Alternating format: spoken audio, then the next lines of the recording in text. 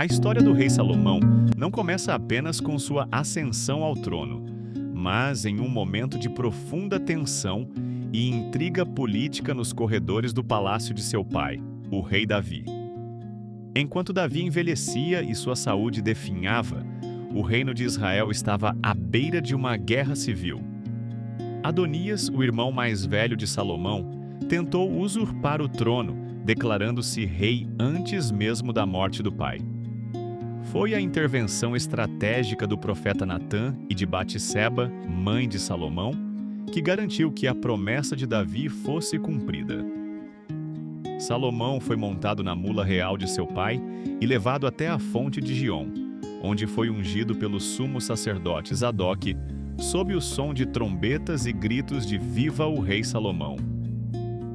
Esse início turbulento moldou o jovem monarca, que compreendeu cedo que a sobrevivência de Israel dependia de estabilidade, ordem e, acima de tudo, de uma direção divina que estivesse além da força bruta dos guerreiros da geração anterior. O ponto de virada espiritual de sua vida ocorreu na cidade de Gibeão, onde Salomão foi oferecer sacrifícios a Deus.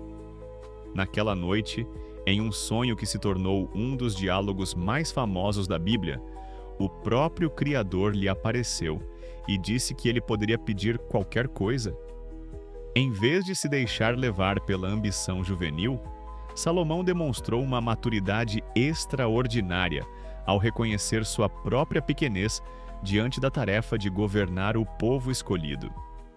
Ele se descreveu como uma criança pequena, que não sabia como sair nem como entrar, e pediu um coração compreensivo, ou em algumas traduções, um coração que ouve, para que pudesse discernir entre o bem e o mal. Essa petição tocou o coração de Deus, pois revelava que o desejo de Salomão era servir, e não apenas ser servido.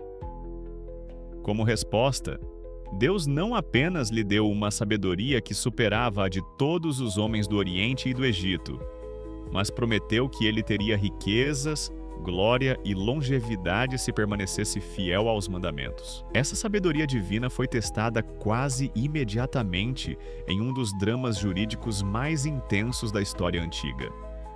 Duas mulheres, ambas prostitutas que viviam na mesma casa, apresentaram-se ao rei com uma disputa impossível de resolver por meios humanos. Ambas tinham dado à luz bebês com poucos dias de diferença, mas um deles morrera durante a noite. Ambas afirmavam que o bebê vivo era o seu e que a outra havia trocado os corpos enquanto dormiam. Sem testemunhas, DNA ou evidências físicas, a corte observava em silêncio enquanto Salomão tomava uma decisão que parecia cruel e insana. Ele ordenou que uma espada fosse trazida e que o bebê vivo fosse cortado ao meio, entregando uma metade para cada mulher. O resultado foi imediato. Enquanto a mentirosa aceitou a divisão por inveja, a mãe verdadeira, desesperada de dor, implorou para que dessem o bebê à outra para que ele não morresse. Salomão, tendo exposto a natureza do amor materno, entregou a criança à mulher que queria poupá-la. Esse veredito não foi apenas uma demonstração de inteligência, mas uma prova pública de que a justiça de Deus operava através de seu trono, incutindo um respeito profundo em todo o Israel. Estabelecida sua autoridade, Salomão deu início ao projeto mais ambicioso de sua vida, a construção do Templo de Jerusalém. Durante 7 anos, o reino foi transformado em um canteiro de obras monumental. Ele fez uma aliança com Hirão, rei de Tiro, para obter a famosa madeira de cedro e de cipreste das florestas do Líbano. Dezenas de milhares de trabalhadores foram mobilizados para extrair e lapidar grandes pedras nas montanhas, que eram transportadas e encaixadas com tamanha precisão que, diz a tradição, não se ouvia som de martelo ou ferramenta de ferro no local da construção. O interior do templo era uma obra de arte sem paralelos, revestido de ouro puro, com esculturas de querubins, palmeiras e flores abertas. ouro, prata e bronze foram usados em quantidades tão vastas que desafiavam o cálculo. Quando o templo foi finalmente inaugurado, a glória de Deus, na forma de uma nuvem, encheu o lugar de tal maneira que os sacerdotes não podiam continuar o serviço, simbolizando que Deus aceitara aquela casa como o centro espiritual da nação. A prosperidade de Salomão não se limitava às fronteiras de Israel. Ele transformou o reino em um polo de comércio global. Ele construiu uma frota de navios em Ezion-Geber, que navegava até Ofir, retornando a cada 3 anos, carregada de ouro, prata, marfim, sândalo e até animais exóticos como macacos e pavões. Israel tornou-se o centro do mundo conhecido, e a prata em Jerusalém era descrita como sendo tão comum quanto as pedras do caminho. Esse sucesso atraiu a visita da rainha de Sabá, uma soberana poderosa que veio do sul com uma enorme caravana de especiarias e pedras preciosas. Ela veio determinada a testar Salomão com enigmas difíceis e perguntas filosóficas profundas. No entanto, ao ouvir as respostas do rei e observar a organização de sua corte, a comida de sua mesa, a vestimenta de seus oficiais e o esplendor do templo, ela ficou sem fôlego. Ela confessou que as histórias que ouvira em sua terra não chegavam nem perto da realidade, bendizendo o Deus de Salomão por ter colocado um rei tão justo e sábio no trono.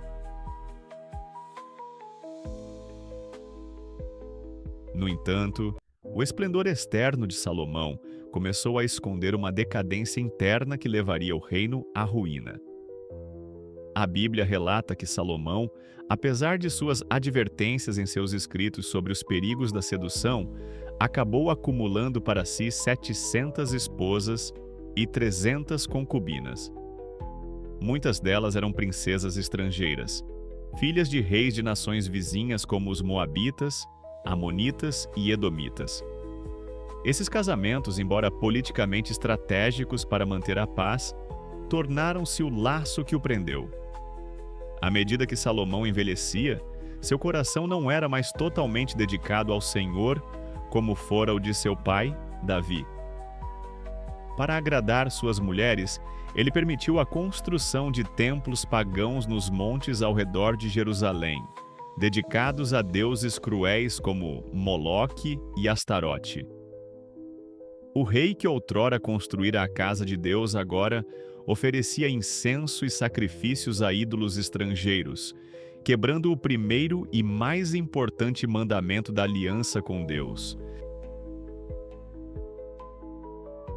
O declínio espiritual trouxe consequências políticas e sociais imediatas. A construção de tantos monumentos e o estilo de vida luxuoso da corte exigiam impostos pesados e trabalhos forçados que começaram a sobrecarregar as tribos de Israel. O descontentamento crescia nas sombras, e Deus levantou adversários contra Salomão, como Hadade, o Edomita, e Rezon, da Síria. Mais perigosa ainda foi a ascensão de Jeroboão, um servo eficiente de Salomão, a quem o profeta Aías predisse que receberia 10 das 12 tribos de Israel. Devido à infidelidade de Salomão, a sentença divina foi proferida. O reino seria rasgado de suas mãos, não durante sua vida por amor a Davi, mas nas mãos de seu filho. O império unido e glorioso que Salomão herdou e expandiu estava agora com os dias contados, destinado a se dividir em 2 reinos rivais. Salomão terminou seus dias deixando um legado literário que é a maior prova de sua genialidade e talvez de seu arrependimento. No livro de Provérbios, ele destilou a sabedoria prática para a vida cotidiana, ensinando sobre integridade, trabalho duro e o temor a Deus. Em Cantares de Salomão, ele explorou a beleza e a paixão do amor humano sob a bênção divina. Mas é no livro de Eclesiastes, escrito provavelmente no fim de sua vida, que vemos um rei reflexivo, e talvez um pouco amargurado pela experiência. Ele repete constantemente a frase: vaidade de vaidades, tudo é vaidade, concluindo que todas as riquezas, prazeres e obras que ele acumulou eram como correr atrás do vento sem a presença de Deus. No último capítulo de Eclesiastes, ele resume toda a sua experiência com um conselho final para a posteridade.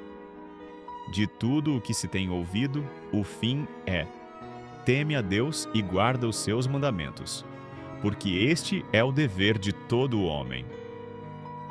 A história de Salomão permanece como um monumento à capacidade humana de alcançar as estrelas através da sabedoria, mas também um lembrete trágico de que até a mente mais brilhante pode se perder se o coração não permanecer ancorado na humildade e na obediência.